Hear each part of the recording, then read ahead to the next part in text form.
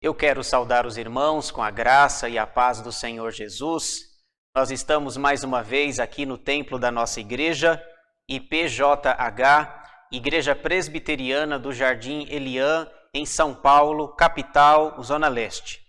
Nós vamos começar o estudo bíblico dessa noite, mais um estudo da Palavra de Deus, e eu quero começar fazendo uma oração, pedindo que Deus abençoe o nosso estudo, o tempo que nós vamos passar juntos aqui, estudando mais um pouco a respeito do livro do Apocalipse. Vamos orar pedindo a bênção do Senhor. Senhor, nosso Deus e nosso Pai, nós te damos graças pelas nossas vidas, pelo teu amor, pelo teu favor, pelo teu cuidado para conosco. Obrigado, Senhor, pelo privilégio que temos de estudar a tua palavra, de te conhecer cada vez mais e melhor, e pedimos que o Senhor nos dê esse interesse, esse desejo e essa vontade por estudar cada vez mais a tua palavra. Te agradecemos, ó Pai, porque o Senhor tem dirigido a nossa vida, mesmo nesses dias difíceis de pandemia, mas nós cremos e sentimos o teu cuidado, o teu favor, o teu amor, a tua proteção para conosco. E pedimos em nome de Jesus que o Senhor nos ajude, nos abençoe, nos ilumine com o teu Santo Espírito para que possamos compreender a porção que vamos estudar hoje do livro do Apocalipse. E que, te conhecendo, possamos praticar as verdades da tua palavra para a glória do teu nome. Nós oramos agradecidos no nome de Jesus, aquele que vive e reina para todo sempre. Amém. Muito bem, irmãos, nós estamos estudando o livro do Apocalipse. Eu sempre trago esse slide para mostrar ou lembrar aos irmãos o nosso objetivo. O objetivo é dar 8 estudos panorâmicos do livro. Eu tenho insistido com vocês, a ideia não é ser exaustivo, é impossível falar do Apocalipse em apenas 8 estudos. Mas se nós, nesses 8 estudos, nós teremos uma boa visão, uma boa noção a respeito do livro. Hoje será o estudo de número 5, no total de 8. Resumo geral do livro. O livro está dividido em 2 partes. Primeira, capítulos 1 a 11, o mundo persegue a igreja. E aqui apenas um pequeno detalhe. Nós já terminamos a primeira parte do livro. Nós já fomos até ao capítulo 11. E a partir de hoje, nós vamos começar a segunda parte, que vai dos capítulos 12 a 22. Então, vocês vão perceber que vai mudar um pouquinho a ênfase. Se na primeira parte, quem perseguiu a igreja foi o mundo, agora, na segunda, o diabo e seus agentes perseguem a igreja. Então, a partir de hoje, capítulo 12, o nosso ponto de partida, nós vamos ver o diabo e seus agentes perseguindo a igreja. O diabo tem 4 agentes, o anticristo, o falso profeta, a grande Babilônia e os ímpios. Total, 5 inimigos. E aqui, só para refrescar a sua memória, quando nós vimos na primeira parte que o mundo persegue a igreja, agora, a partir do capítulo 12, essa perseguição ela vai aumentar. Por quê? Por uma razão muito simples. A Bíblia diz que a nossa luta não é contra carne e sangue, mas contra principados e potestades nas regiões celestes em Cristo Jesus. Resumo geral das sessões. O livro está dividido em 7 sessões paralelas e progressivas.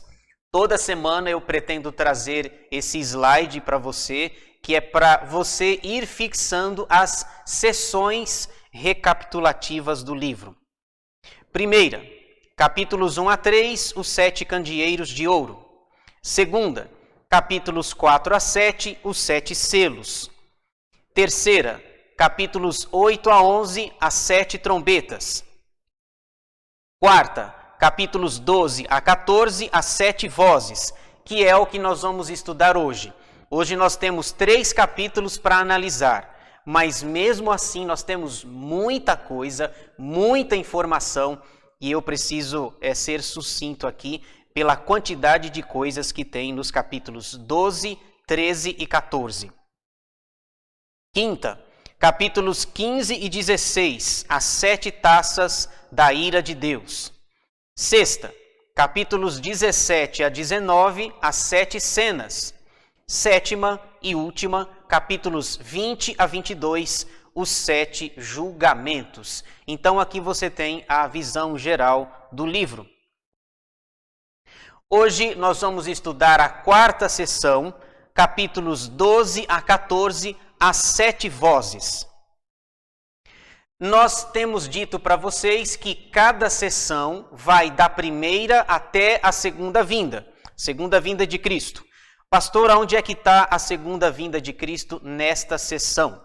Apocalipse 14, 15 diz assim: Outro anjo saiu do santuário, gritando em grande voz para aquele que se achava sentado sobre a nuvem: Toma a tua foice e ceifa, pois chegou a hora de ceifar, visto que a seara da terra já amadureceu.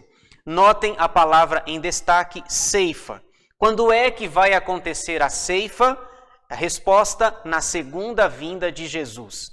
Lá no Evangelho de João, o Senhor Jesus diz que a seara é grande, mas os trabalhadores são poucos. Rogai, pois, ao Senhor da seara que mande mais trabalhadores para a sua seara. E nessa seara, nesse campo, no final, haverá uma ceifa. E essa ceifa se dará na segunda vinda de Cristo. Vamos entrar nos capítulos agora, lembrando que são 3, 12, 13 e 14.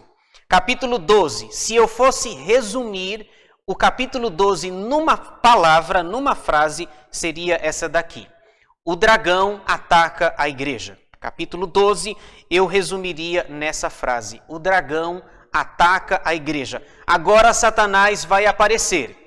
Antes era o mundo perseguindo a igreja. Agora ele vai escancarar e ele vai aparecer perseguindo a igreja. No capítulo 12, o capítulo 12 vai mostrar 3 derrotas do dragão. Ele aparece, mas ele perde, ele é derrotado. Nós temos 3 derrotas. Primeira, ele perdeu para o filho. Ele perde para o filho. Segunda, para os anjos. Terceira, para a mulher. Então aqui eu resumi para vocês o capítulo 12 e agora eu vou detalhar como é que se dá ou como que acontece essas 3 derrotas. Vamos ver então cada uma dessas derrotas. Primeira derrota do dragão, do capítulo 12, para o filho. Versículos 1 a 6. Meus irmãos, eu preciso dizer isso para vocês. É impressionante a riqueza da Escritura, da Palavra de Deus. Com uma imagem, nós temos muita coisa, muita informação. Eu poderia falar aqui bastante tempo apenas nessa imagem aqui. Nós temos tanta informação aqui que eu fiz uma seleção para que nós conseguíssemos caminhar. Essa é a primeira derrota do dragão para o filho. Vamos analisar algumas coisas dessa imagem aqui. Quem é essa mulher? É a primeira pergunta que a gente precisa fazer. Quem é essa mulher que aparece em cima no seu vídeo aí, no slide? Veja que complicado. Existem 3 interpretações sobre quem seria essa mulher. A primeira interpretação diz que essa mulher gloriosa, do versículo 1, é Maria. Seria Maria, a mãe de Jesus, a mãe do Messias. A segunda interpretação diz que essa mulher é a nação de Israel. A nação de Israel que, no Antigo Testamento, ela vem se preparando para dar a luz ao Messias, ao Senhor Jesus. Então, a segunda escola defende que seja Israel. A terceira interpretação diz que essa mulher é a igreja. Seria a igreja também presente lá no Antigo Testamento, a igreja que começa no Jardim do Éden, depois vem por Abel, Sete e assim sucessivamente, até que Deus faz um pacto com Noé, com Abraão e assim por diante. Então você tem 3 interpretações, muita discussão aqui a respeito dessa mulher. Eu vou fazer a minha opção aqui. Nós entendemos, a igreja presbiteriana entende que essa mulher é a igreja. Agora, nós não somos maioria aqui. Talvez 70% a 80% da igreja evangélica brasileira entende que é a número 2, Israel. É a nação de Israel preparando-se para a chegada do Messias no Novo Testamento. Que essa mulher é Maria, você já desconfia que igreja que defende essa posição. É o romanismo, obviamente, isso aqui é um carro-chefe para eles, para dizer que é essa mulher gloriosa, vestida do sol, onde tem raios de sol aqui, essa mulher seria Maria. Nós entendemos que a igreja ela antecede a nação de Israel. 5 características sobre essa mulher. Olha que interessante.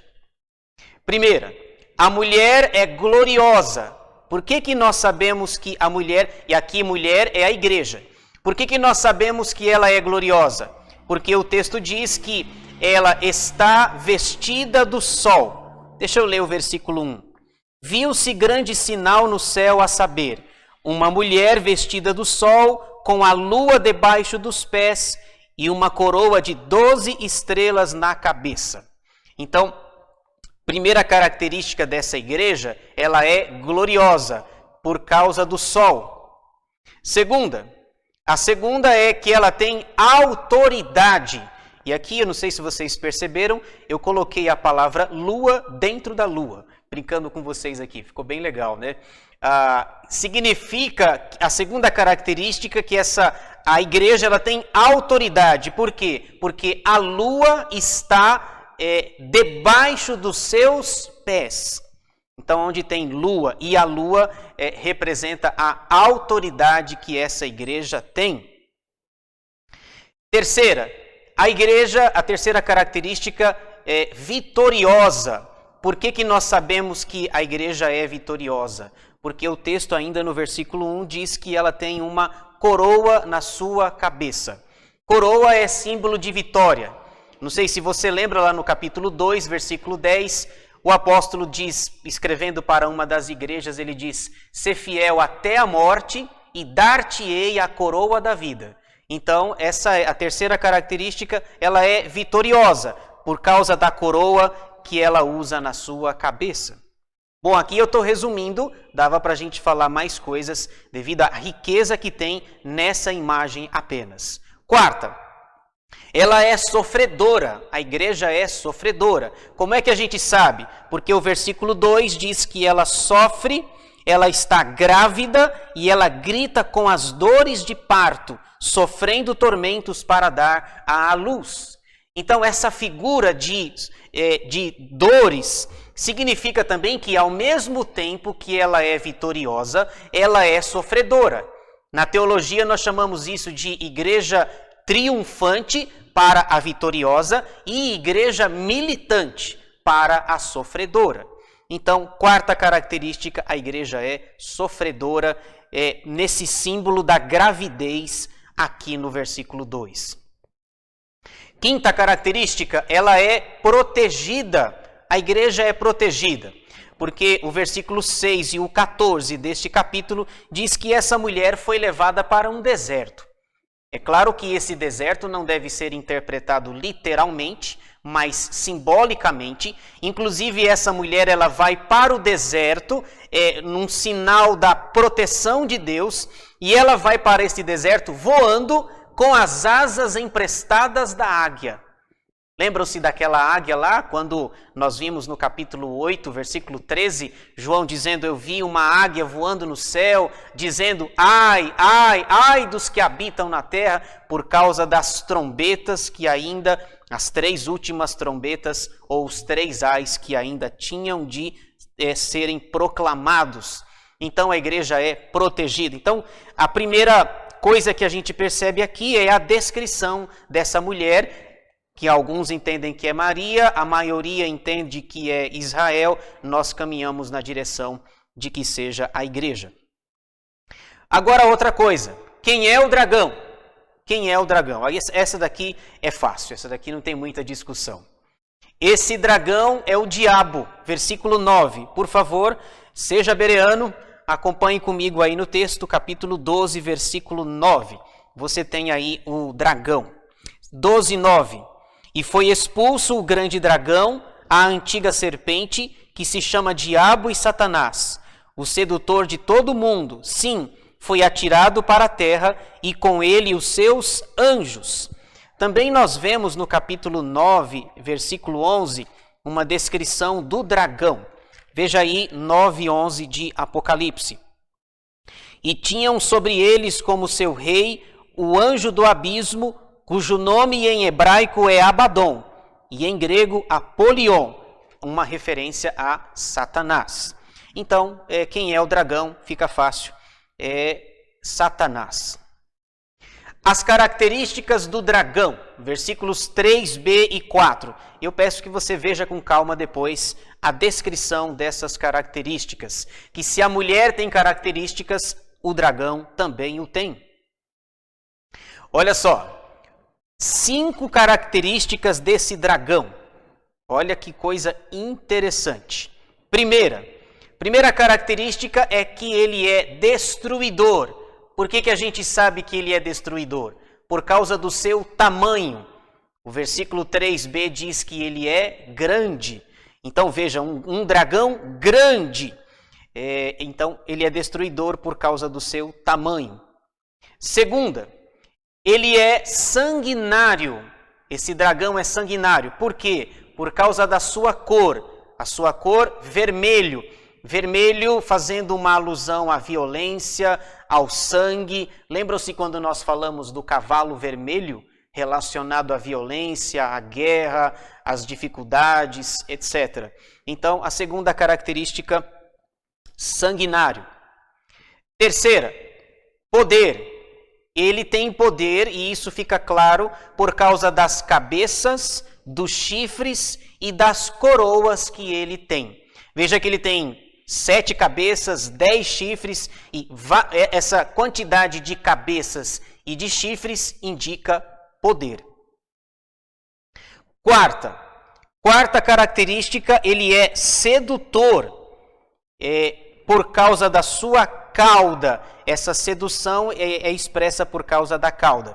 Repare bem na imagem que o texto vai dizer que com a sua cauda, ele arrastou a terça parte dos anjos. Você pode perceber aí estrelas perto da cauda, do rabo dele aí, por assim dizer. E essa terça parte das estrelas não são estrelas, são anjos que caíram com ele no dia em que Satanás caiu do céu, que ele foi expulso. Ele não foi sozinho. Com a sua sedução, ele arrastou a terça parte dos anjos, que se tornaram demônios ao longo da história. 2/3 de anjos se conservaram bons, mas 1/3 não se conservou e acabou caindo ou sendo expulso com Satanás. Quinta característica, ele é acusador, por causa do nome aí, diabo. A palavra diabo significa acusador. Você pode ver com calma as referências, versículo 9c fala que ele é acusador.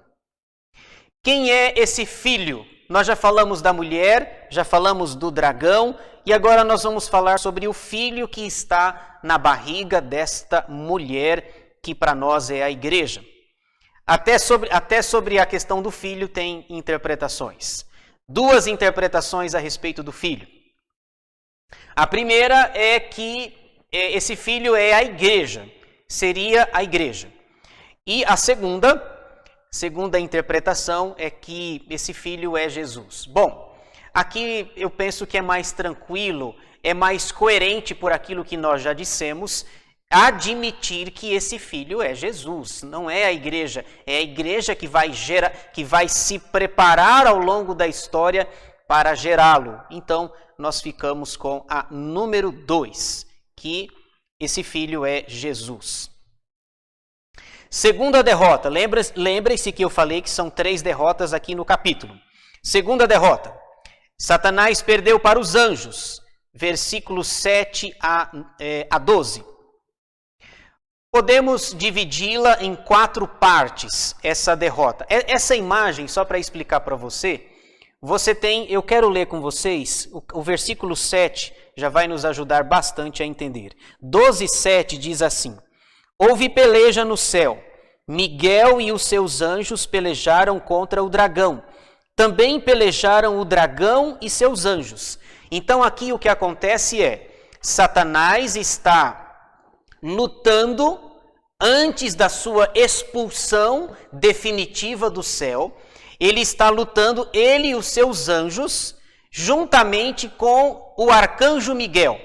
Aqui você tem o arcanjo Miguel com essa espada, e você tem anjos ao lado dele. Nós não sabemos como é que foi essa luta, como é que aconteceu, não tem detalhes. O versículo 7 diz apenas que houve uma luta, que houve uma peleja. Miguel juntou seus anjos, Satanás juntou 1/3 dos anjos caídos para lutar, e aí você tem uma espécie de buraco, e que no final das contas Miguel venceu a luta e Satanás foi expulso do céu definitivamente. Ele e os demônios caindo nesse buraco. Aí você pensa assim, mas o pastor, e Deus não está lutando não? Por que Deus não luta aqui? Aqui tem um detalhe interessante, de fato Deus não luta. Deus não precisa lutar com ninguém. Quando a batalha está um pouco mais acirrada, ele manda seus emissários, ele manda seus enviados. No caso aqui, ele mandou a maior das criaturas, Miguel, porque Deus não luta. Aquela ideia que a gente vê até às vezes no Facebook, aquela queda de braço lá, Jesus e o diabo, bom, isso daí pode ser qualquer coisa, menos ensino bíblico. A Bíblia não ensina isso. Deus e Jesus não lutam, não há queda de braço do diabo contra Jesus. Então veja que é uma criatura que vai lutar contra Satanás. Deixa eu descrever rapidinho aqui essa derrota. Nós temos aqui, são 4 partes, eu falei para vocês. A primeira, a descrição da batalha, versículos 7 a 9. Então, João descreve como foi a batalha. Segunda, a declaração de vitória, versículo 10. Terceira, a vitória dos crentes, versículo 11. Quarta, a festa no céu e o lamento na terra. Isso aqui eu preciso ler para vocês. 12:12 diz assim: por isso, festejai, ó céus, e vós, os que neles habitais. Ai da terra e do mar, pois o diabo desceu até vós, cheio de grande cólera, sabendo que pouco tempo lhe resta. Há uma festa no céu, porque Satanás foi expulso. E ao mesmo tempo há um lamento na terra, porque Satanás é expulso para a terra e para o mar. Ai da terra e do mar, diz o texto. Terceira derrota. Veja essa cena aqui. A terceira derrota é para a mulher. Então nós já vimos, ele perdeu para o filho, perdeu para os anjos e agora perde para a mulher. Versículos 13 a 18. Você tem nessa imagem, eu vou resumi-la para você, um deserto. É o deserto onde a mulher foi levada, e com as asas da águia emprestada, mostrando o simbolismo do livramento. Então a mulher estava no deserto. Lá você tem o dragão, e veja, nesse deserto ele sai da sua boca água como um rio, e o objetivo do dragão lançar esse rio é matar a mulher, é destruir a mulher. Aí você pensa, bom pastor, tem coisa errada aqui, né? Porque da boca do dragão não sai água, sai fogo, não é? Mas aqui a descrição é da água, ok? Então, o dragão, vendo que a mulher estava no deserto, lançou água como um rio, diz o texto, para matar a mulher afogada, por assim dizer. E a mulher aqui é a igreja. É a igreja, certo? Nós já falamos quem é a mulher. A mulher é a igreja aqui no capítulo 12. No entanto, o texto vai dizer, eu estou resumindo para a gente não ler tudo por conta do tempo. O texto diz que Deus abençoa, que Deus livra a mulher, ele abre um buraco e esse buraco vai escoando as águas que saem da boca do dragão que deseja matar a mulher. Veja só, quem é essa mulher? Nós já vimos, essa mulher é a igreja, mas eu quero ler o versículo 13. Quando, pois, o dragão se viu atirado para a terra, perseguiu a mulher que dera à luz o filho varão. 14. E foram dadas à mulher as duas asas da grande águia, lá do capítulo 8, para que voasse até ao deserto, ao seu lugar, aí onde é sustentada durante um tempo, tempos e metade de um tempo, fora da vista da serpente. Versículo 15. Então a serpente arrojou da sua boca, atrás da mulher, água como um rio, a fim de fazer com que ela fosse arrebatada pelo rio. Então aqui você tem mais uma tentativa. Satanás perdeu para o filho, perdeu para os anjos e agora perde para a mulher que é protegida por Deus. Deus abre esse buraco que vocês estão vendo e as águas são escoadas.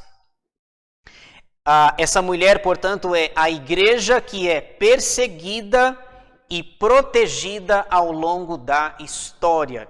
Sempre lembrando que o Apocalipse, nós seguimos a visão histórico-espiritual, ele serve para o passado, serviu para o passado, serve para o presente e servirá para o futuro. Muito bem, isso aqui, portanto, foi um resumo. Eu consegui resumir o capítulo 12 dessa forma. Não é fácil, tem muita coisa, tem muita informação. Eu peço que você leia com calma o capítulo 12, mas que você coloque isso na sua cabeça. Capítulo 12, 3 derrotas. Para o filho, para os anjos e para a mulher que é a igreja. Vamos para o capítulo 13. Nesse capítulo, se eu fosse resumir, eu daria esse tema que os irmãos estão vendo. Os dois aliados do dragão. Só recapitulando o que nós vimos no capítulo 12. Nós temos as 3 derrotas do dragão. Para o filho, para os anjos e para a mulher. No capítulo 13, o que nós temos é Satanás vai perseguir a mulher e ele vai chamar 2 aliados, 2 amigos, entre aspas, para fazer isso. São eles. Primeiro, o anticristo. E aqui dá muito pano para manga, o assunto não é fácil, tem bastante conteúdo e bastante informação. Segundo, o falso profeta. Então, o capítulo 13, nós poderíamos resumir aqui nesses 2 tópicos que já tem bastante coisa. Talvez a essa altura do campeonato e do nosso estudo você esteja perguntando aí na sua casa, pastor, mas o senhor não falou que era as 7 vozes? Cadê as vozes? Elas vão aparecer depois que nós tratarmos aqui do anticristo e do falso profeta. Nós finalmente trataremos das vozes propriamente ditas no capítulo 14. Vamos ver aqui então os 2 aliados do dragão. Primeiro aliado, o anticristo. Capítulo 13, versículos de 1 a 10. Essa imagem novamente está carregada de significados. Deixa eu ler com vocês aqui apenas alguns versículos do capítulo 13. Veja aí, 13:1. Vi emergir do mar uma besta que tinha 10 chifres e 7 cabeças, e sobre os chifres 10 diademas, e sobre as cabeças nomes de blasfêmia. A besta que vi era semelhante a leopardo, com pés como de urso e boca como de leão. E deu-lhe o dragão o seu poder, o seu trono e grande autoridade. Então aqui novamente nessa imagem nós temos muitas informações. Novamente João consegue numa cena, numa imagem, trazer uma gama significativa de uma mensagem que nós precisamos ver o que está por trás desse símbolo. vamos ver aqui algumas coisas sobre o anticristo. Essa figura é tirada do Antigo Testamento. Lembre-se que nós estamos estudando o livro do Apocalipse, mas nós não podemos desassociá-lo do restante das Escrituras. Esse texto, portanto, João o tira lá de Daniel, capítulo 7. Deixa eu mostrar para vocês aqui. Essa é a imagem. Nós temos o sonho de Daniel, capítulo 7, versículos de 1 a 7. Esse é o pano de fundo, o contexto pelo qual João vai descrever a figura do anticristo aqui no capítulo 13 do Apocalipse. Se você puder, leia com calma Daniel 7, de 1 a 7, que você vai ver a descrição desses 4 animais aqui. Daniel descreve 4 impérios mundiais que surgiriam tempos na frente dele. E eu trouxe aqui, cada animal tem um significado e fala de um império. O primeiro animal, esse leão, um leão com 2 asas, é uma referência ao Império Babilônico que surgiria. Aliás, só um detalhe que eu não falei, né? Mar. Por que mar? Mar na Bíblia, Isaías 57, 20, vai dizer que mar é sinônimo de sujeira, de sujidade, de problema, de tribulação, de aflição. Então, quando fala que o anticristo ele emergiu, que ele subiu do mar, isso não é literalmente, obviamente. É a figura que a Bíblia usa para o mar. Mar como um sinônimo, mar agitado, trazendo problemas, trazendo dificuldades. E lá em Daniel 7, esses 4 animais também surgem do mar. O primeiro é um leão com 2 asas, uma referência ao Império Babilônico, liderado por Nabucodonosor. O segundo império é o urso, ele tem 3 ossos na boca, e o texto diz que ele deveria comer muita carne, come muita carne. O urso, que também surge do mar, com 3 costelas na boca, com ossos, é uma referência ao Império Medo-Persa. Depois, o terceiro é o Império Greco-Macedônio, ilustrado nesse leopardo, que tem 4 cabeças e 4 asas. Aqui a simbologia é impressionante.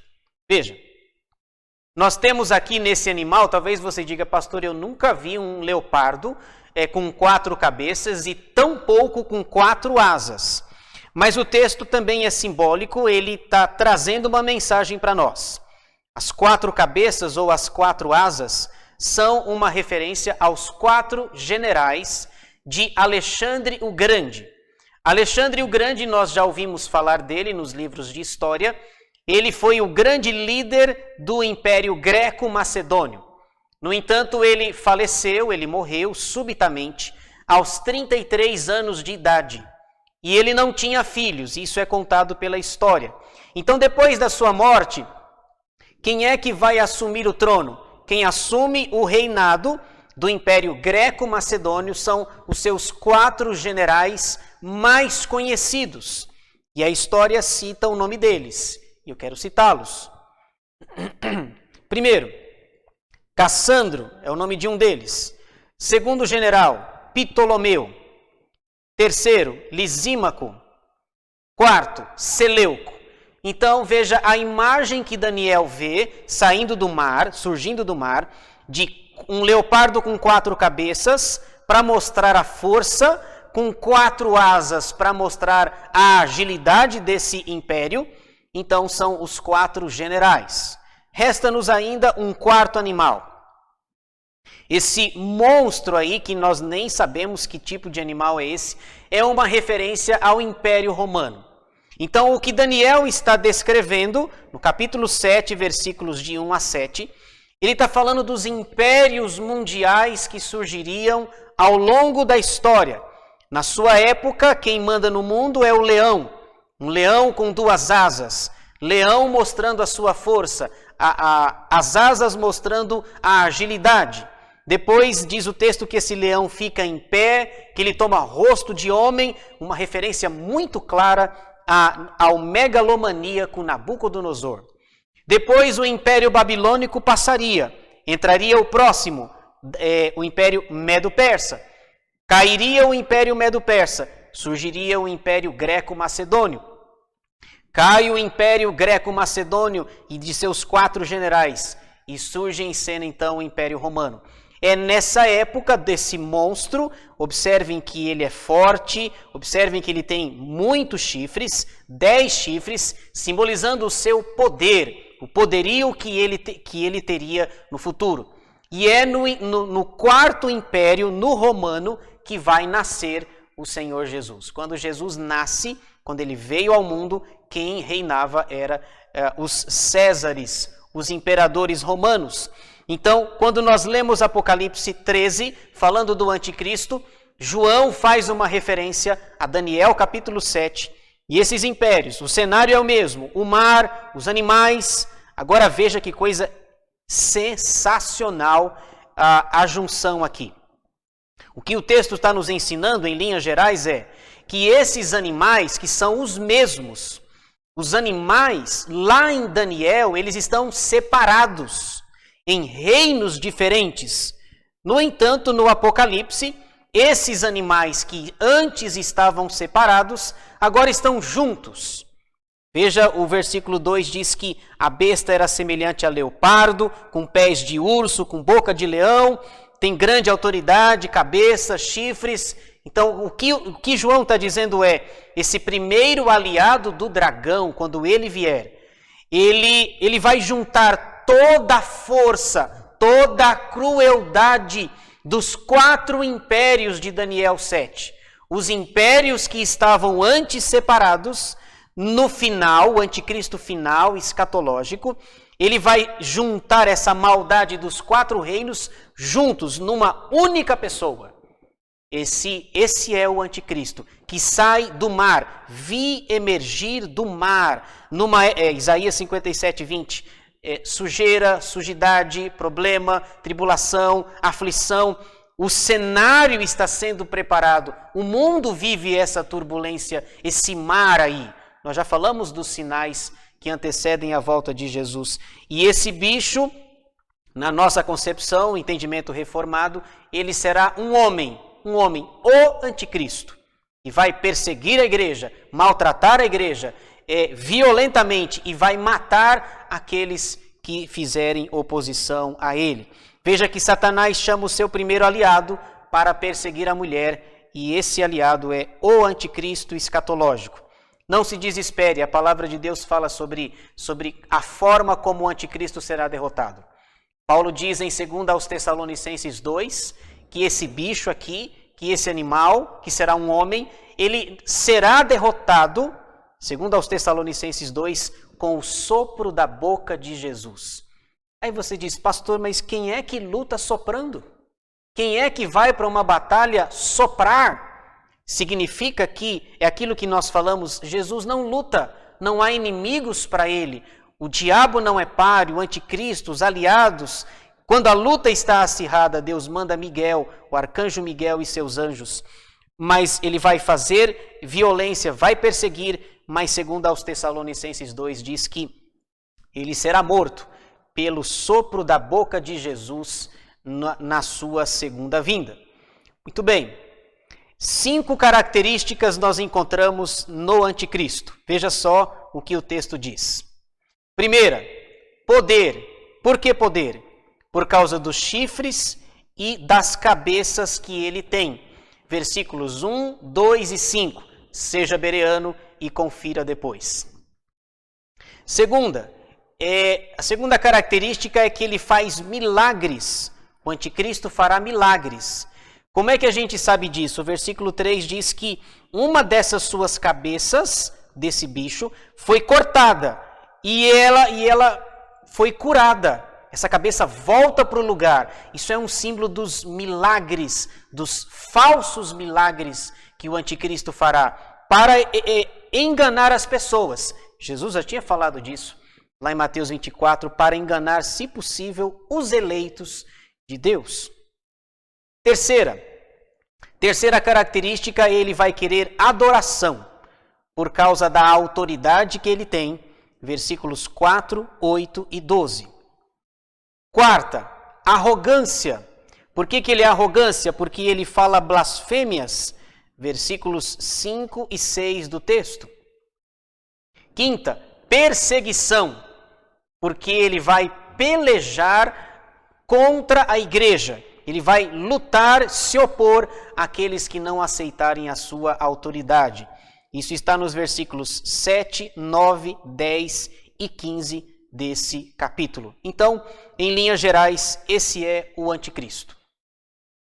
Segundo aliado do dragão, o falso profeta, versículos 11 a 18.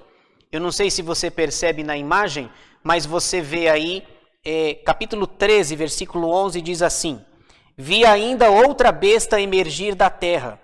Possuía 2 chifres, parecendo cordeiro, mas falava como dragão. Então você tem aí o planeta Terra, uma espécie de um buraco saindo um cordeiro. Esse cordeiro tem 2 chifres. E veja quem é que está por trás do cordeiro. Quem? O dragão. É o mesmo dragão do capítulo 12.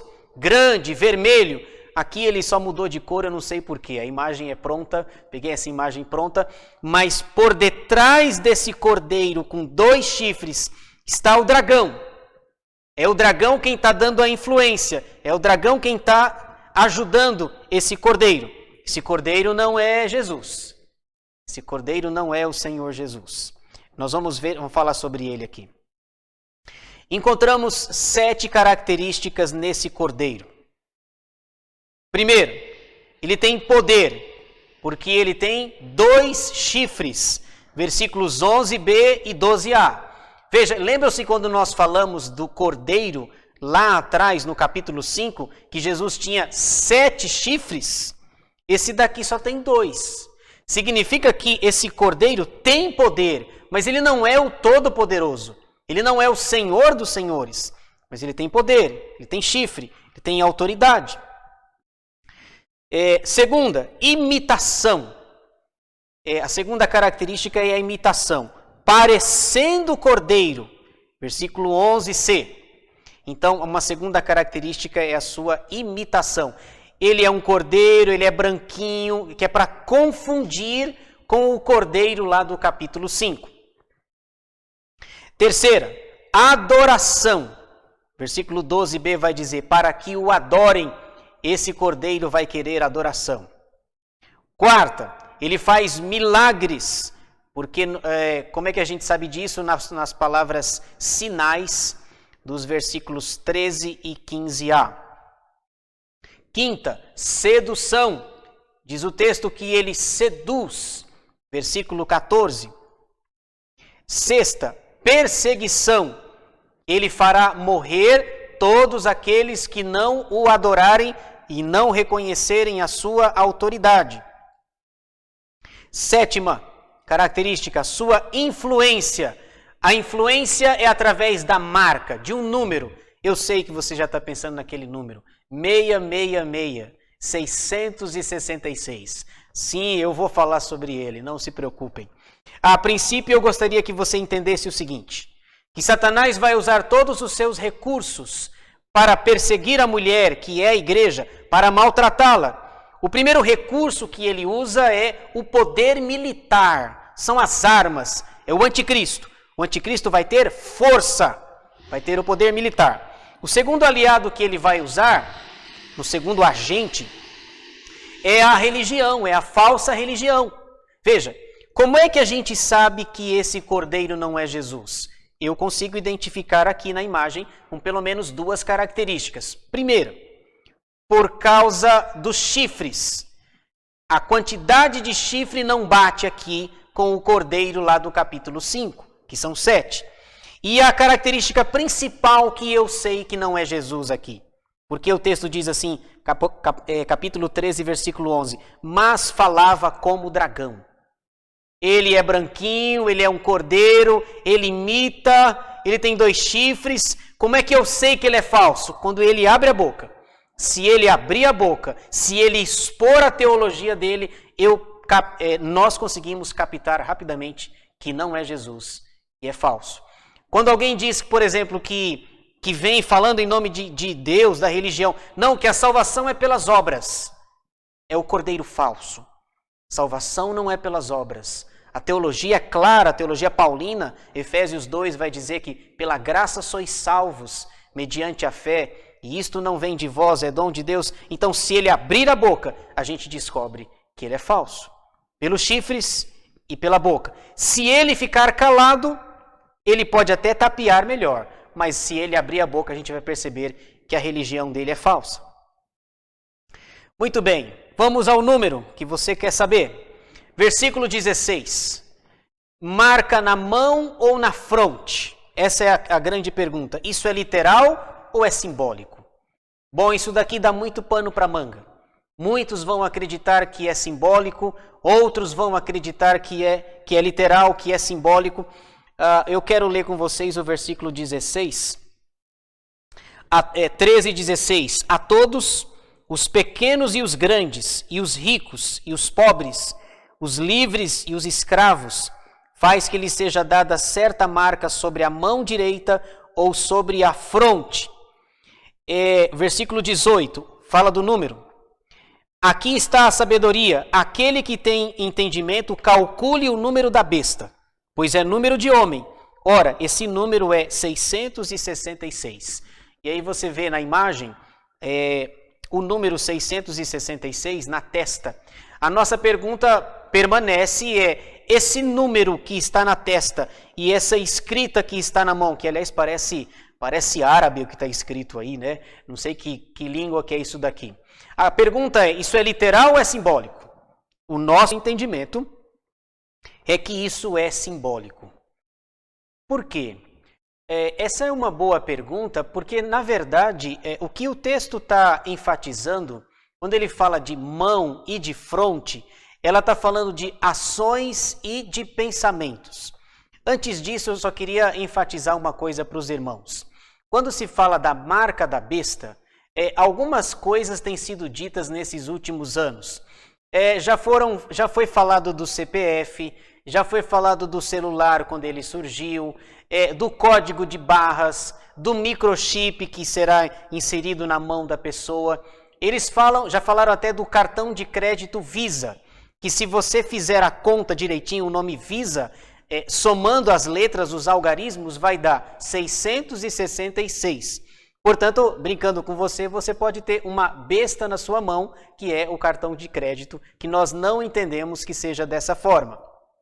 O que a ênfase do texto a marca na mão direita significa as ações das pessoas, por quem elas são controladas, pela Bíblia, pela Escritura ou pelo sistema do anticristo. Quando fala da marca na fronte, o 666, significa os pensamentos. Quem é que controla os seus pensamentos? É a palavra de Deus ou o sistema trazido por esse anticristo? O versículo 17 fala sobre comprar e vender. Novamente nós precisamos nos perguntar, isso é literal ou é simbólico? Nosso entendimento, simbólico. O texto não está enfatizando uma restrição completa, não está dizendo que nós não vamos poder comprar ou vender alguma coisa, mas que seremos restritos por sermos contra esse sistema, o sistema trazido pelo anticristo final, derradeiro e escatológico. Versículo 18, João diz que esse número dá para calcular. Calcule o número, pois é número de homem, 666. Ao longo da história, várias tentativas já foram feitas para tentar dizer ou descobrir quem é o anticristo. Aqui nos dias de João, muito provavelmente, os seus leitores entenderam que o anticristo era Nero. Se somarmos as letras do nome Nero César, dará 666 numa expressão que a gente chama na teologia de gematria. É um sistema combinando letras e números que, se somar, batia exatamente César, Nero César, aquele que incendiou Roma e que colocou a culpa nos cristãos. No entanto, como nós entendemos que o livro é histórico e espiritual, Nero é um tipo de Cristo, mas não era o anticristo final que nós esperamos e que a Bíblia diz que ele vai aparecer, mas segundo aos Tessalonicenses 2 diz que ele será destruído com o sopro da boca de Jesus. Então qual é o simbolismo do 6? O que o texto está dizendo é que, para nós, no nosso entendimento, é que o número 6 é o número do homem. Esse é o sentido do texto. O homem foi criado, lá em Gênesis 1, no 6º dia. Leia Gênesis 1 e 2 que você vai perceber que o homem foi criado no 6º dia. Está lá em Gênesis 1, de 26 a 31. Portanto, o número 6 se caracterizou ao longo da história como o número do homem. Se o 7 é o número de Deus, o 6 é o número do homem. O 6 é o número que não deu certo. O 6 é o número do Adão. Adão, Eva, o pecado que ele trouxe e as consequências para a humanidade. Se o número 6 é o número do homem, multiplicado pela terceira potência, veja que não é um 6 apenas, são 3 números 6. 666, 666, 666.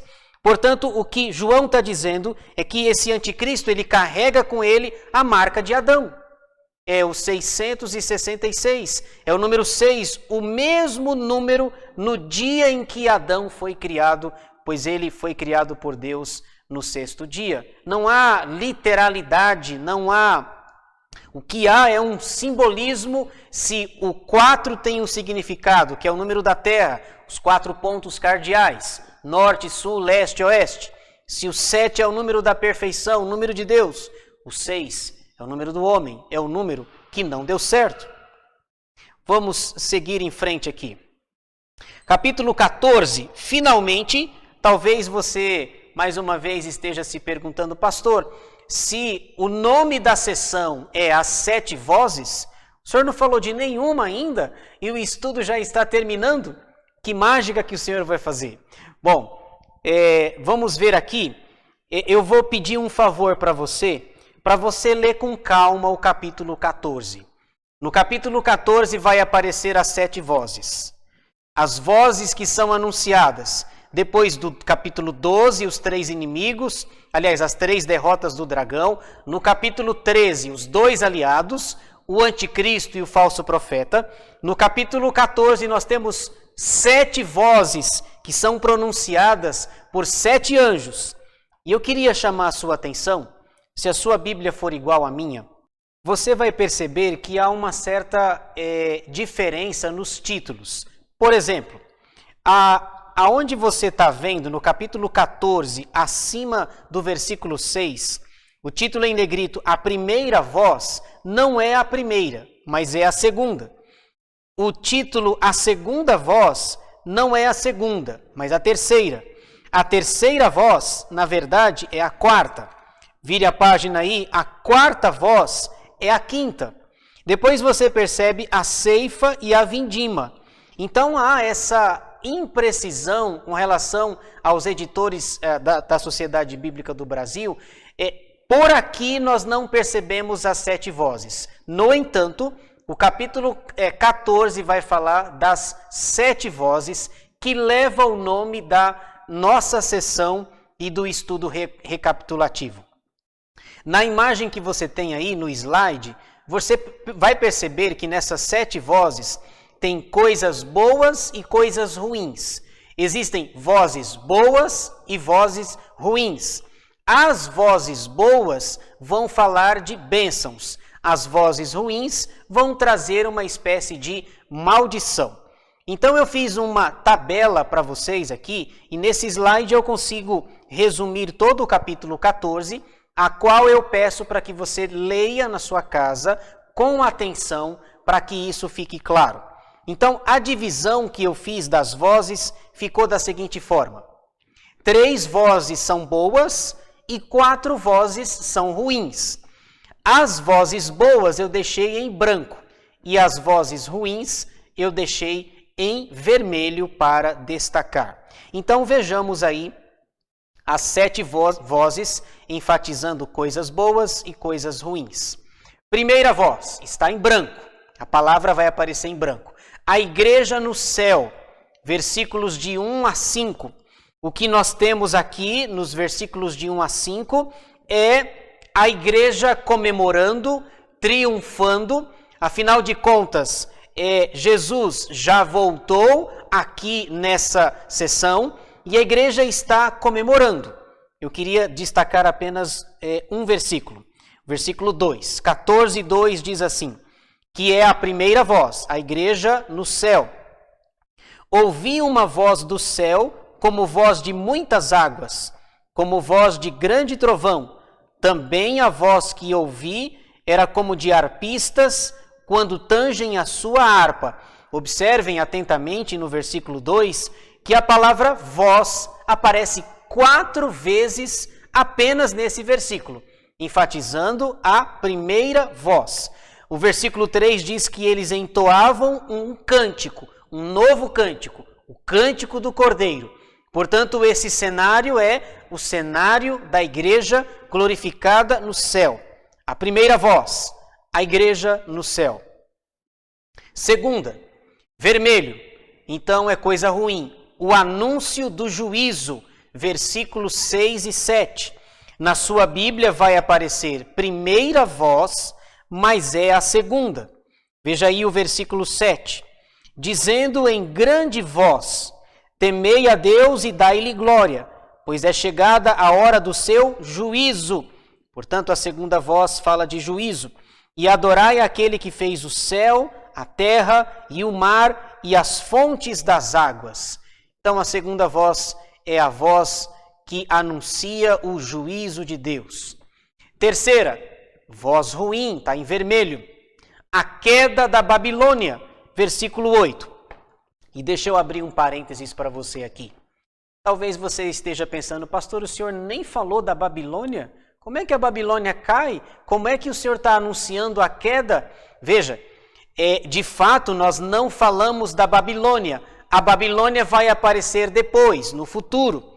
No entanto, antes mesmo da Babilônia aparecer aqui no livro, dela perseguir a igreja, nós já temos um prenúncio de que ela vai cair. Veja, ela nem se levantou, mas João está dizendo, ela vai cair. Nós vamos estudar mais para frente, mais detidamente, o surgimento, o levantamento da Babilônia. Por enquanto ela nem apareceu, porém, João está dizendo, apesar de não ter aparecido, ela vai cair. Versículo 8 diz assim, seguiu-se outro anjo, o segundo, dizendo, mas aqui já é a terceira voz, caiu a grande Babilônia, que tem dado a beber a todas as nações do vinho da fúria da sua prostituição. Lá no capítulo 18 ela vai cair definitivamente. Aqui ela não apareceu, mas a sua queda será certa e segura. Quarta voz, vermelho, a punição dos ímpios. Versículos 9 a 12, você tem aí um anúncio da punição de que os ímpios serão punidos por Deus. Quinta voz, a felicidade da igreja. Versículo 13. Se por um lado os ímpios estão sendo punidos aqui, por outro lado, a igreja que já está no céu, segundo a primeira voz, na quinta voz, a igreja ela não está apenas no céu. Agora João descreve o estado em que ela está. Ela está feliz. A felicidade da igreja. Deixa eu ler com vocês versículo 13. 14 e 13.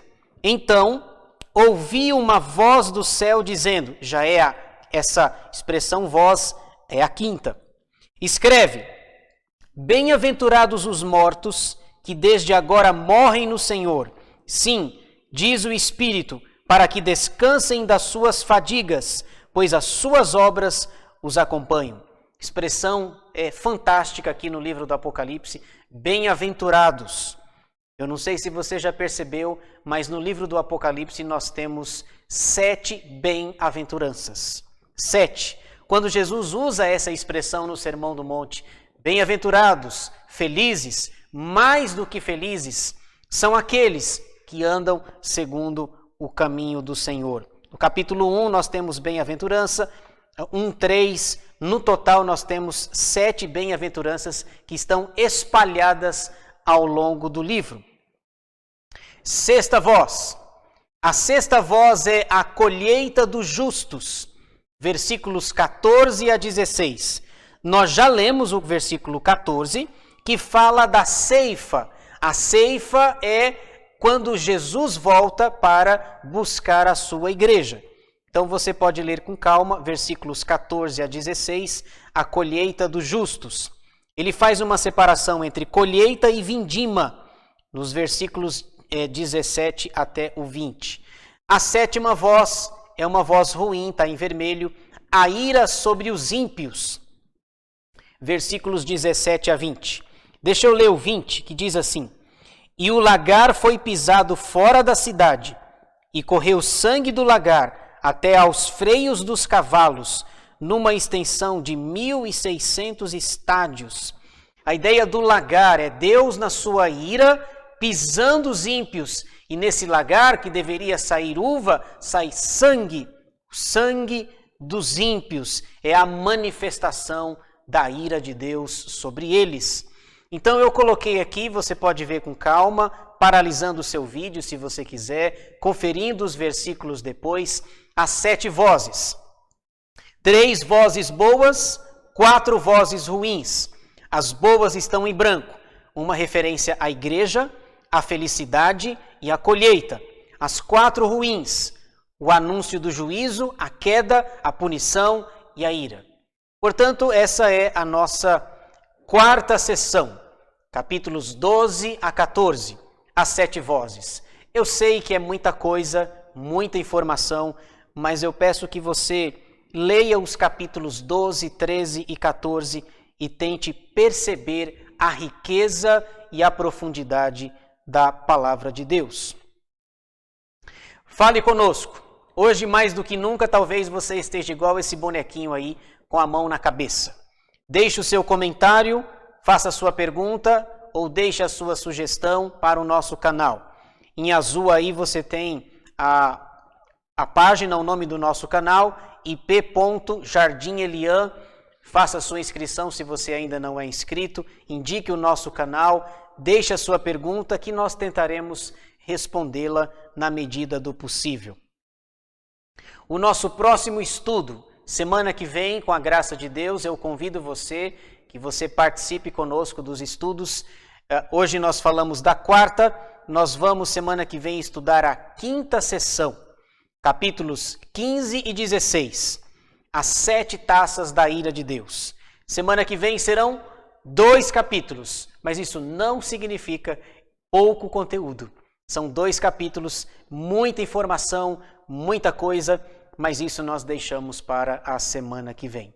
Por ora, eu quero encerrar o nosso estudo fazendo uma oração, agradecendo a Deus pelo estudo e rogando as bênçãos de Deus para que nós entendamos o que foi dito e pratiquemos para a glória do Senhor. Vamos orar? Senhor, nosso Deus e nosso Pai, nós te agradecemos por mais um estudo da Tua Palavra. Como ela é rica, como ela é preciosa ao nosso coração. Obrigado pela sessão das 7 vozes. Obrigado pelos capítulos 12, 13 e 14. Tanta coisa, tanta informação, tanta preciosidade da Tua Palavra. E que nós possamos te conhecer cada vez mais e melhor. Que estejamos firmados nos Teus caminhos e que desejemos viver para a glória do Senhor. Continua abençoando a nossa semana e que a vivamos conforme a Tua vontade. Nós oramos agradecidos no nome de Jesus, aquele que vive e reina para todo sempre. Amém. Deus te abençoe, Deus te guarde, te livre, te proteja de pandemia e que, se Deus quiser, pela graça do Senhor, nos vemos no próximo estudo, em nome de Jesus. Amém.